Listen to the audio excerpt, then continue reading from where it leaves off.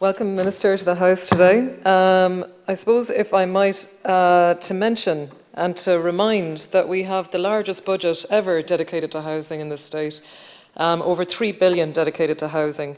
And if I might just continue on just the legislation, the raft of legislation that we've had before us today is to support businesses. This is what this bill, in essence, is about. It is about supporting small and micro companies and medium-sized companies. It's incredible. Prior to this, Minister, there was legislation here about government providing more accessible and sort of cost-efficient ways to help rescue companies and to restructure as needed, especially going through difficult trading periods.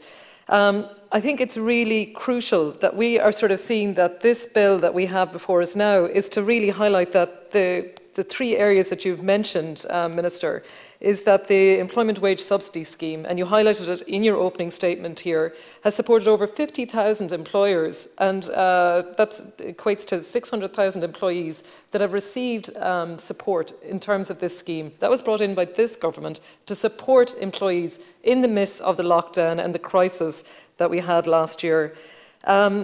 I suppose, Minister, the other areas that I really welcomed was the Restart Week, and I know that you've mentioned that that's between the 2nd of June to the 31st of December, and that this Restart Week will equal 3 weeks at double rate of pay.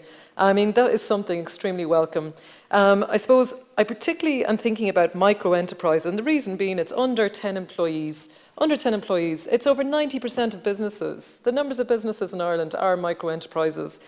These are the ones that need our support. These are the ones that are going through huge crisis at the moment. These could be from 2 to 3 employees up to 9, and you're talking about the construction sector, all the subcontractors. You're talking about all our shops in our local towns and villages, and particularly for the areas that I come from, in Roscommon and Galway. It's crucial. Some of these micro-enterprises, they've been shown to have the highest level of ambition in the West. In other words, they target themselves and see themselves as exporting, not just in Ireland, like, market in Ireland, but also exporting abroad.